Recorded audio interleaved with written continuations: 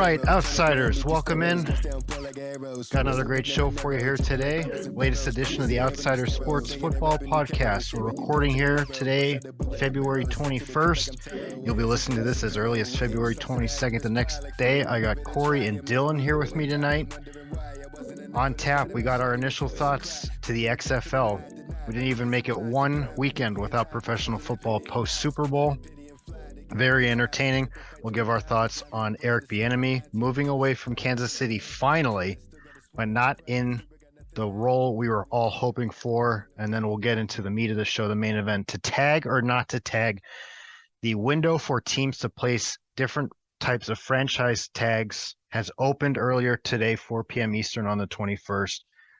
So we're waiting to see the fates of guys like Lamar Jackson, a couple of Giants key offensive players, Daniel Jones and Saquon Barkley, and a handful of others. But guys, let's get started. The XFL is here for its third iteration, this time owned by Dwayne Johnson. And I have to admit, part of me wishes it didn't exist because I'm eagerly awaiting Dwayne Johnson to return to the WWE.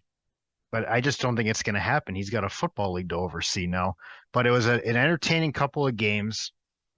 I made it a point on the last episode that I would be a Las Vegas Vipers fan, and naturally they decided to play a very on-brand style of football like the Colts. They have a lead going into halftime and then completely blow it away and choke the game. And it was like 3 straight plays. It was like a pick 6 by a defensive lineman, a big fumble by the running back, and then 3 and outs, and things I've seen all too much the last couple of years. But I'm really excited for these types of leagues here with the XFL. We'll have the USFL later on in the spring, but it's a good showcase for guys that either went undrafted or it's an opportunity to put their skills on film again, whereas they might not get the chance buried on the practice squad and only being able to do that. This is live game action that they're getting. And it was cool to see some throwback names. Vic Beasley, a guy that led the NFL in sacks a couple years ago. He was one of my favorite players. Martavis Bryant, the former Steelers receiver. Geronimo Allison. And of course, we got to mention Ben DiNucci with a Patrick Mahomes style play to Josh Gordon. Yes, he's still around. But XFL, an exciting first week. What did you guys think? Yeah, Ryan, I enjoyed the XFL for what it was. And, we had a little pre-show conversation about Marvel. No spoilers, but if you saw Ant-Man, my thoughts are basically the same. I went into it knowing what it was, and I enjoyed it for what it was. Is it the NFL? No. But there's moments where I go, oh, yeah, I remember A.J. McCarron. Oh, yeah, I remember Josh Gordon. And it's a little nostalgic. I enjoyed it for what it was. It brought some funny moments as well. I believe it was the DC Defenders. They had the beer snake going. The security takes that away. And then all of a sudden, it's raining lemons in the end zone. The XFL just brings some interesting moments like that. Josh Gordon with the touchdown. Paxton Lynch benched yet again in another football league. I believe that's the 5th or 6th league he's been benched in. Full of some funny, exciting moments. And if you love football, it'll be a good way to pass the time in the off season. Yeah, you can't talk XFL this week without talking about the possible all-time greatest choke job that perfectly showcases the XFL's wacky rules that I have no doubt will be implemented in the NFL within the next 10 years. So let me just paint you a picture, all right? You got the Brahmas and the Battlehawks. 15-3, Battlehawks are down. 3 minutes left in the game. Battlehawks march down the field, score a touchdown, get the 3-point conversion. Yeah, 3 points. Now, instead of an onside kick, all they have to do is convert a 4th and 15 from their own 25, and they get ball back. They do it. Go down, score another touchdown, win the game 18-15. The Brahmas never got the ball back. Just imagine that in the NFL. You're up 12 points, and that's a swing that, that's not a guarantee. That's not a multi-score game, but you might never get a chance to get the ball back. The spread on that game was Battlehawks -3, so they pushed. But that's just insane. No kicking, no nothing, just 3-point conversion and a completed 4th and 15 instead of an onside kick. just insane how that game played out. Yeah, Corey, you mentioned it well that we could certainly see some of these different wacky rules make their way to the NFL, or at least versions of it. They might modify it, but the XFL this time is partnered as an official like development league for the NFL. So it could certainly be kind of the testing grounds where they can introduce some of these things. One thing that I loved, and this could be the first change I see implemented in the NFL, is on kickoffs. So the returning team has their normal start spot. I forget exactly what yard marker was, but the kickoff team is only 5 yards away from them, and the kicker's kind of way back on their own. And that kickoff team not allowed to move until the returner catches the ball and starts making his return. That's when I definitely think I know they eliminated wedge blocks years ago, and touchbacks got moved from the 20 up to the 25. The kickoff is one aspect that they want to maintain, but understand that's where player safety is priority number one. Yeah, Ryan, I think that's a great call out. I know Corey mentioned the 3-point conversion and the 4th and 15 to get the ball back, but I'd be shocked if that kickoff rule is not the first thing implemented into the NFL from the XFL. They are definitely looking to get more safety for those returners. You mentioned the rule changes previously, and I wouldn't be shocked if we saw that within the next 2 years in the NFL. Yep, let's jump back to the NFL now. The big news over the last couple of days, Chiefs offensive coordinator, now former offensive coordinator, Eric Bieniemy, he finally is somewhat getting his chance. He's becoming the assistant head coach / offensive coordinator for the Washington Commanders. He'll have some good tools at his disposal there. Terry McLaurin, Jahan Dotson, Antonio Gibson if he sticks around, and Brian Robinson. And it's his show. I mean, Ron Rivera is a true head coach. He coaches the entire team. He has a defensive background. And, I mean, Bieniemy is kind of all hands on deck for the offense. Now, it's not an unprecedented situation. Bruce Arians went from offensive staff with Pittsburgh, same position in Indianapolis, before getting a head coaching job in Arizona. Shane Steichen himself was offensive coordinator with the Chargers, then 2 years in Philly before getting a head coaching job. The difference is those guys have not had the resume Eric Bieniemy has currently finally making this move. I mean, Bieniemy takes over, and I believe it was 2018. All he does is field an MVP in his first year starting. Patrick Mahomes, 50 touchdowns and all those yards in his first year starting. The year after, all right, he doesn't get hired after that year. That makes sense. I wouldn't hire a coordinator after just 1 year either. Year 2, they go and win the Super Bowl. And this is a little more 50-50. I'm like, okay, I don't remember what the head coaching cycles looked like back then. But okay, whatever. Year 3, then they're back in the Super Bowl. They have the best or one of the best offenses year over year. This is where I start to have a problem with what is going on here. And now each of these last 2 years, I mean, finally it's clear he needs to prove something. Maybe ownership. I want to give them the benefit of the doubt. I don't want to throw out the racism word here. But it seems other factors are at play here. I mean, whether he's not involved at all in the designs of the plays, the calling of the plays, he's at least been right there with Andy Reid, with Patrick Mahomes. You would think he could pull that ability to run an offense like that wherever he goes. But I'll give you guys the floor here. What are your thoughts on this situation? Yeah, I want to avoid the, elephant in the room just for a second. There were reports over the last couple of years that Bieniemy was a bad interview.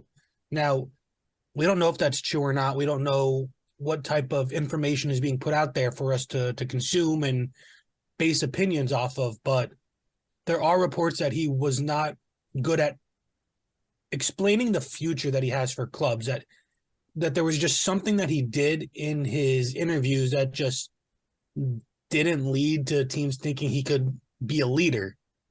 Then there's also the fact that he has a bit of a legal issue history.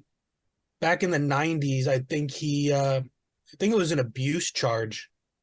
And it's just something that stuck with him. Now, I feel bad for him, and I think this was a long time coming. There was always the thought that Andy Reid really ran the offense while Bieniemy just picked which plays to put out there. And now that's not a knock on Bieniemy. That's just what some perception is. I hope he ends up getting a head coaching job.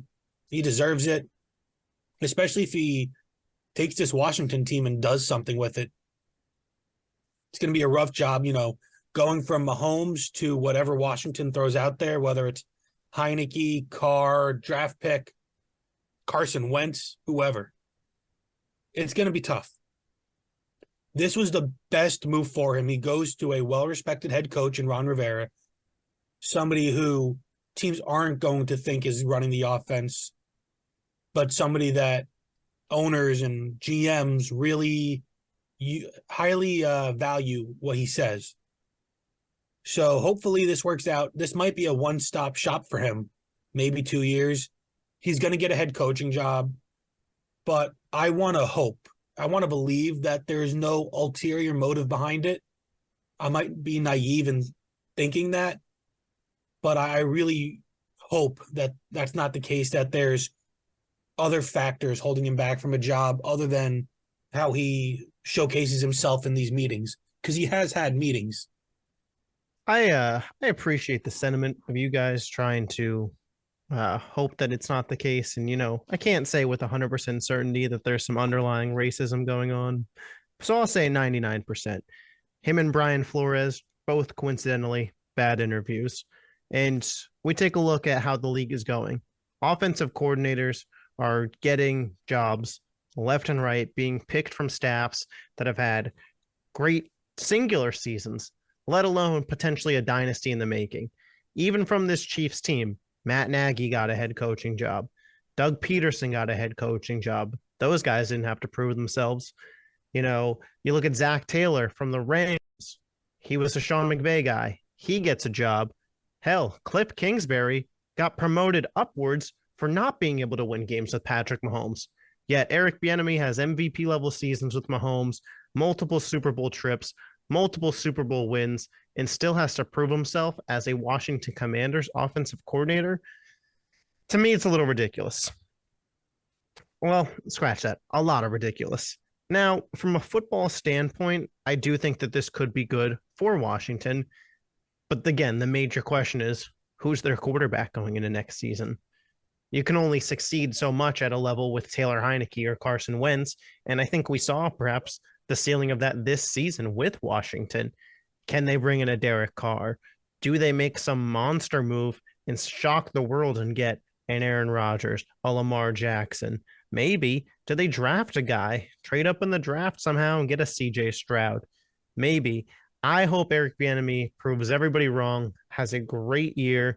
It's tough to say that because my Eagles are in a division with them, but I think Eric Bieniemy deserved a head coaching job over a lot of guys. I personally think he was a more qualified candidate than Shane Steichen and certainly than Gannon. I think Bieniemy to the Cardinals would have been great for Kyler, but I can go on all day about how he was mistreated. I hope he succeeds in Washington. Yeah, I think we all share that sentiment. We want to see Eric Bieniemy succeed. And again, maybe we're being a little too, I don't know if the word optimistic is it, but there's certainly a problem in the NFL right now. I mean, I'm sitting here wondering, why the hell did we sign Jeff Saturday as an interim coach and not any of these other qualified people? And we saw how that worked out. And for sure, I mean, Shane Steichen was not my first choice. I would have rather Bieniemy. My top two choices were DeMeco Ryans and Raheem Morris. So I wish we could be a fly on the wall for some of these interviews and understand what's truly going on behind those closed doors. But just to bring it back to a football perspective for Washington, I mean, this was a team that they came in last in their division, yes, but they were not eliminated in the playoff race until I believe it was week 17 with just a game or two to go.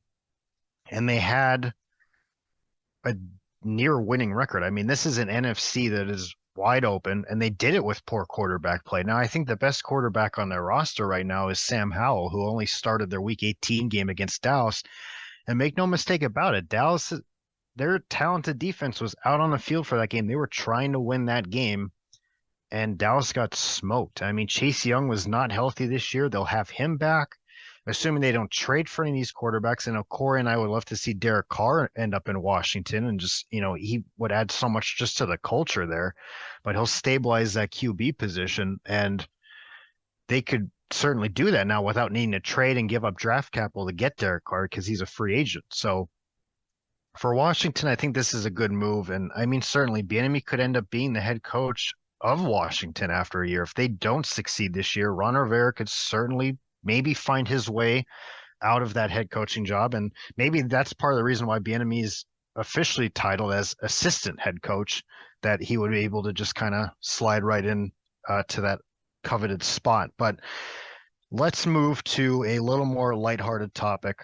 To tag or not to tag, that is the question that teams are now faced with. They have 3 different versions of the franchise tag. The exclusive franchise tag, which when placed on a player essentially says you could sign this and play for us this year and we'll continue trying to work out a long-term deal, or you could not sign it and sit out the season. The non-exclusive tag, which allows that player to negotiate with other teams, sign an offer sheet, and the player's current team has kind of right of first refusal. They can match that offer. If not, that player goes to that new team. That new team then surrenders 2 first-round picks to the player's previous team. The final one, the transition tag, works in a similar sense, but no draft compensation sent. That team simply only has right of first refusal.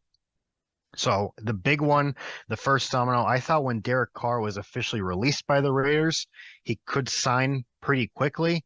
Now I'm starting to think maybe teams are following the first domino to fall will be Lamar Jackson. They want to see what happens there with Lamar before Derek Carr signs anywhere. I know he had great meetings with both the Saints and the Jets, but those are 2 teams that might be interested in acquiring Lamar Jackson. They might want to see what happens there first before Aaron Rodgers. His domino might fall if he decides to continue playing. So I'll kick it to you guys. If you're the Baltimore front office, Lamar Jackson, what are you doing with him? Yeah, I have a pretty strong opinion on this matter. I think Baltimore completely fumbled the whole Lamar Jackson situation. I'm 100% team Lamar on this standpoint of him not playing, and them signing the non-exclusive tag, which lets another team basically just sign him and you get 2 first-round picks, would probably be the dumbest thing they could do, because they could just straight up trade Lamar for better than 2 first-round picks. There is a plethora of deals. Now, if you sign Lamar to the exclusive franchise tag for $45 million, what's really the point here? Just delaying the inevitable? Because you've already made it known that you're not going to pay this guy the $200 million. He's won you an MVP. You've been a consistent top of the division, top of the conference in the regular season team. Have you had the playoff success you had hoped for? Not necessarily, but you're in a very competitive division with Patrick Mahomes, Joe Burrow, and I get it. If you want to be paid like the big guys, you got to win. But Lamar Jackson has certainly played to the standard to be paid at a high level, and this team has not done what they could to best get weapons around him. His best wide receiver during his tenure has been Hollywood Brown, who they traded away. I get it, you want to be a run-first team, but this league is moving towards passing and moving towards offense. Lamar's done all he can with the weapons he has, and if you give him the $45 million, how does this work out for you? Best case scenario, I guess you win the Super Bowl and then you decide to pay him. But if he gets injured again near the end of the season, you're just going to relive this year. He's not going to play because there's no guaranteed money. They got to cut ties and trade Lamar Jackson. I think they should have just given him the extension, but if you don't want to, it's time to trade him and get some value for him. I've been beating this drum for the entirety of this show. Lamar and the Ravens are going to get a deal done. It's just the world's most dangerous game of chicken. It's really what it is. Who's going to blink first? Is Lamar going to decide to go for less money, or are the Ravens just going to bow down and give him what he wants? I think the latter is going to happen. I think the Ravens ultimately sign him long term. So I think tag, not tag, I don't think it'll really mean anything at the end. I really think for all that's right in the world of football, that Lamar stays a Raven, because he brings so much in terms of jersey sales and marketability to that team. That's like a giant middle finger to the fans if you let him walk. But if they did have to do something, I think they franchise tag him, maybe tag and trade if that's really what it is. Because like Dylan said, you can get more than 2 first-round picks for him. But I think you tag him and eventually you work out a trade. Whether he sits out and doesn't get paid anything, it's possible if nothing happens. But that hasn't really worked out for guys where they sat out the season. Look at Le'Veon Bell. I know he's not a quarterback, but still.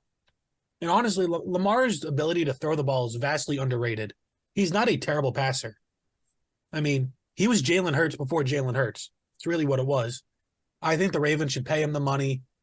And ultimately, like we're seeing with Mahomes now, if it's the right quarterback 5 years down the line, it's going to be a fair deal because Mahomes, after all these young guys get their big contracts, he's going to have like the 7th biggest cap hit. For the greatest quarterback of this generation, that's a pretty good deal for me. Yeah, Corey and Ryan, I do want to bounce something off you guys because you mentioned that you think that this could work out. I think that the relationship's done. I think the tie is severed. You've seen Lamar all over social media. And granted, I get it. Social media can be an instant reaction from time to time. But this organization has continuously disrespected Lamar Jackson. He won a unanimous MVP for them, and he still can't get paid. I think the relationship's done. Do you guys actually think that there's a feasible world where this works out? Yeah, I don't. I think at the end of the day, Lamar Jackson's going to be playing football somewhere else in 2023. But I think it's almost maybe too far gone that, I mean, teams aren't going to want to pay up. Like you're saying they could get more than 2 first-round picks, but teams, that turns into a game of chicken then for trading for Lamar. If he gets the exclusive franchise tag or signed to whatever, a 1 or 2 year deal with the expectation that he gets traded, the trade value plummets because if you do something like that, then teams know that they're a year away from getting him for nothing because the tag prices will be even higher next year for doing it a second time. And they're expected, he'll just hit the market. We don't have to give up anything. So I think the play Baltimore, their best play now is this relationship. I agree with you, Dylan, in this sense is that the relationship's broken. I mean, Lamar wasn't even with the team. He didn't travel to the team for their playoff game. That I think should tell you something. And I mean, teams are going to want to capitalize. They want to get Lamar. They would love to get him now instead of waiting a year because that's another year in their systems and another year of his career that they would potentially have him for. And I mean, I think of one team that, I mentioned when we were talking about Washington a second ago, this NFC is for the taking. And I have a dark horse team that I don't know if we've mentioned getting Lamar yet, but it's Detroit. They have 2 first-round picks this year, which means they can make a move like that should Lamar get the non-exclusive franchise tag and not impact their draft capital next year. I mean, they could do with Jared Goff however they want, and I don't know what their cap situation is, but I'll leave it to them. That's their job to figure it out, not mine. But then all of a sudden, Baltimore likes that because now they have their own first-round pick and 2 extra first-round picks, and one of my favorite fits for the draft this year is Anthony Richardson in Baltimore. I mean, think of the potential there. They can, I think, truly unlock the offense how they want to do it and hopefully learn from their mistakes. Get Anthony Richardson or whoever the quarterback is, a true team around him as opposed to what they have for Lamar. Because I think Baltimore, you're right, has let Lamar down, and Lamar has held up his end for the most part. Now, that's the other point is Lamar has ended this year and last year injured. I believe he missed the last 5 games or so of both of these last 2 seasons. So the health is a concern. Can you give us a full season here? So, I mean, it's not a position that I envy. I would not want to be in anyone's shoes here, but I think the best shot is for the 2 parties to move on. And for Baltimore, I think you need to get what you can. Get the 2 first-round picks. That'll set you up nicely. That'll give you munition to go and grab your next franchise quarterback, hopefully. But let's move on then to a couple of New York Football Giants. So, Corey, I definitely want to get your input here. Daniel Jones did not have his 5th-year option picked up. Saquon did, so their contracts are expiring at the same time. They're both free agents to be right now. I would anticipate one of these guys getting the tag. I know the report is Daniel Jones wants $45 million a year. He switched agencies. I don't know if you can commit to Daniel Jones long term. Meanwhile, the argument is you don't pay running backs big money. So Saquon, I mean, he's not your average running back either. He's a true generational talent playmaker. But how would you navigate this situation in New York? It's pretty simple. One, you don't tag Saquon. Saquon doesn't get a tag. Simple as that. You don't tag a running back. I don't care if it's, prime AP. Running backs don't get tagged. Now with Saquon, the Giants aren't willing to go much past the $12.5 million they want to give him, which is good. He hasn't earned Christian McCaffrey money. I love Saquon. Don't get me wrong. I love Saquon, but he hasn't earned the $16 million a year. He's had 2 healthy seasons in his whole career. His first rookie season and now this past year. He's great. He should get a decent long-term deal, and I'm fine paying him $13 million a year to keep him, because if we spread it out, lessens the cap hit, fan favorite. He's not making so much money that we can't operate around it, which is great. So Saquon, you don't give him a tag at all. You give him a long-term deal. Otherwise, you let him walk and get a comp pick. And it sucks, but it's a business. Get a late-round running back. Use the money elsewhere that a tag would really go towards. Now with Jones, on the other hand, he wants Dak money. Dak doesn't deserve Dak money. The Giants want to give Jones, Kirk Cousins money, $35 million a year. I can see them going up to $37 a year.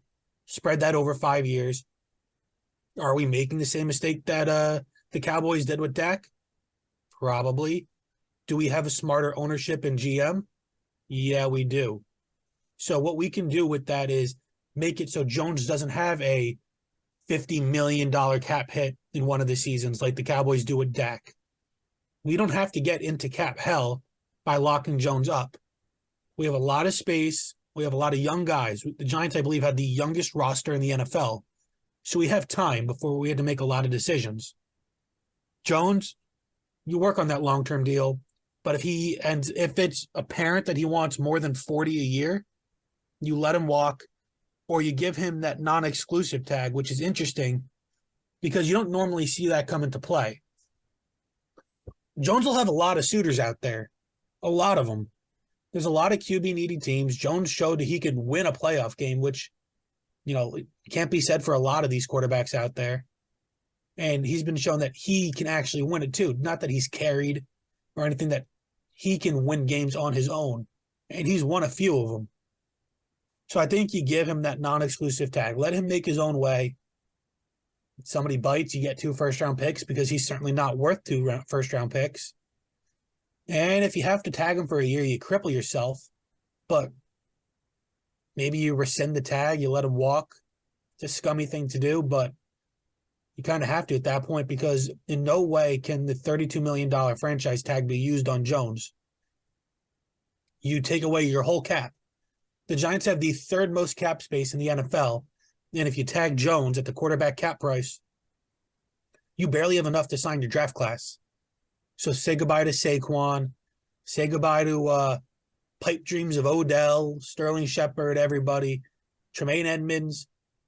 Say goodbye to any type of building the team, because if you have to give all that money to Jones, you're going to have a worse roster than you did the year before, which is pretty scary to me. But ultimately, I think Saquon walks and Jones gets a long-term deal.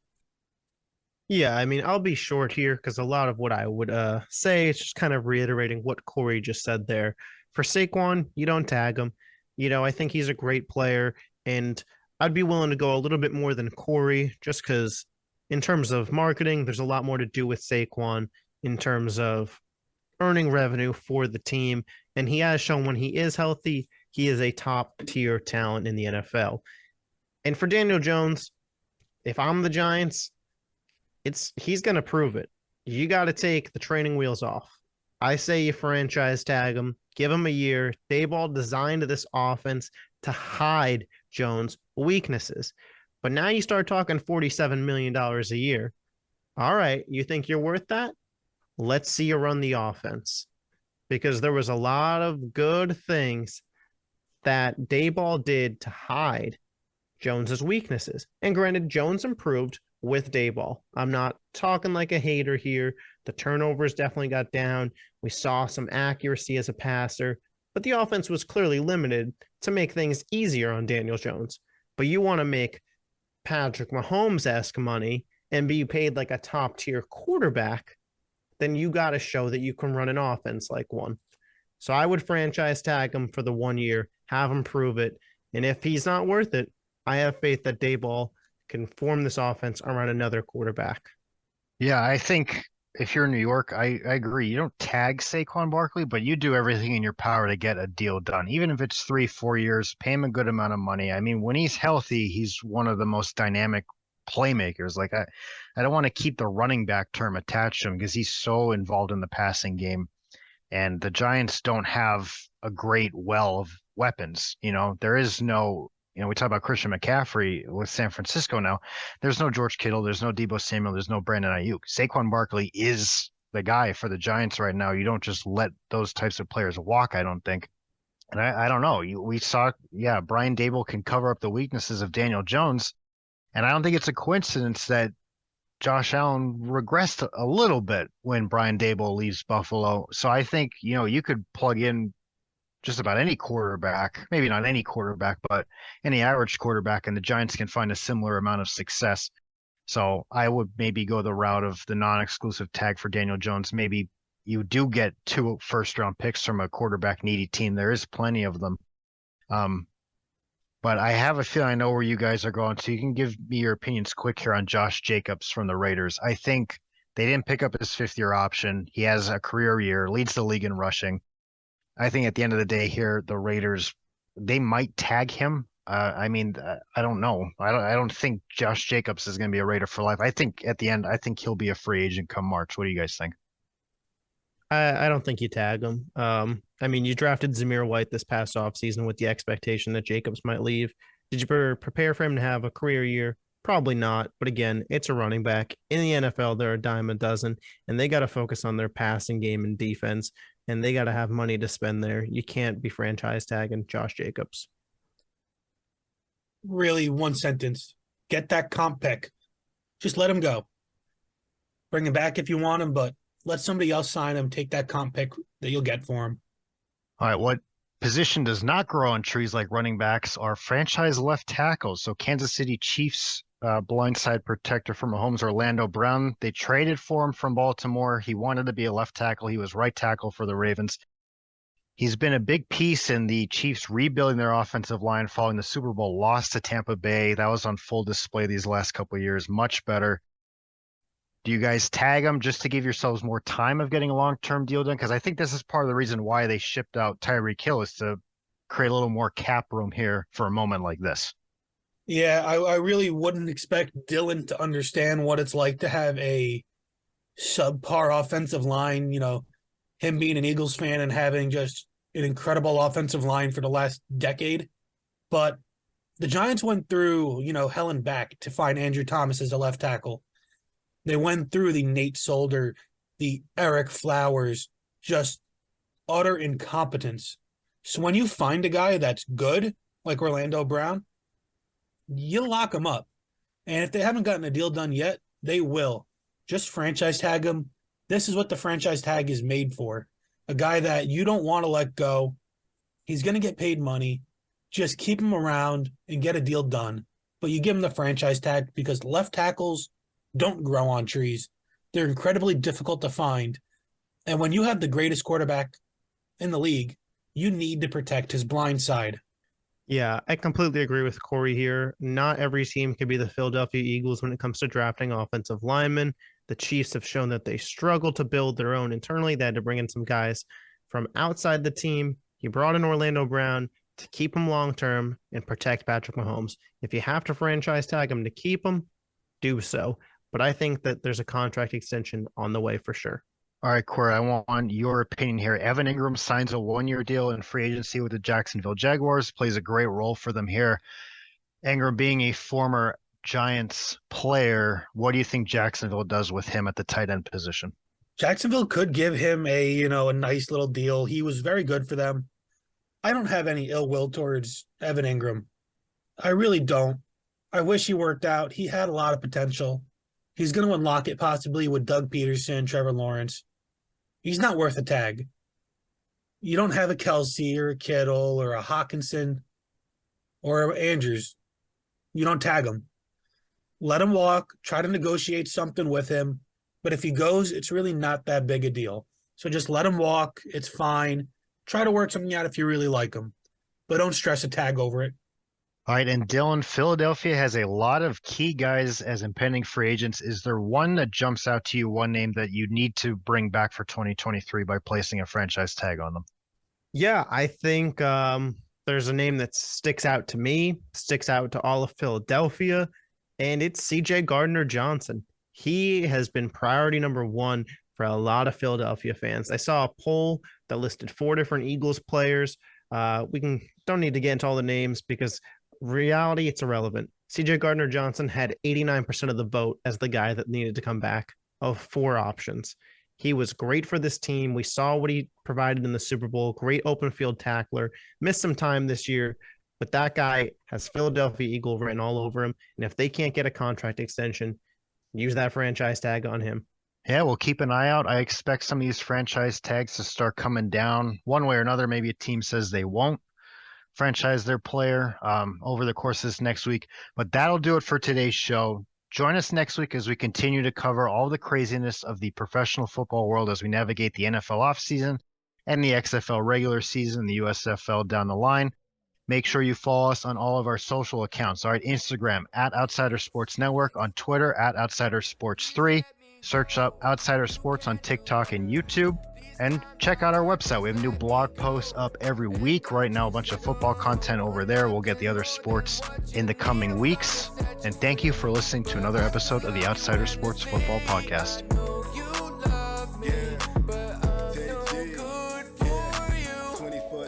365 flooded with the same nigga, me self-fired. She don't want no goofy motherfuckers, I'm wide. Know you fiend for the feeling, this real man dies for the shit I stand by. So what kind of turn you on? 7 months from July, eat the pussy like a ride. When I met her, she was shy, never hard to keep dry. Never first in the cry. Where the penny I supply, latest Gucci's and Fendi's, but first we got a vibe. Girl, my anaconda don't tell her see what it's like. Keep it sim, tagging arrows through my heart, I can't lie. Must accuse it for I be the one who chasing till we die. Look alive. You can do better. These times are hard, just let me go. And don't you settle for nothing more than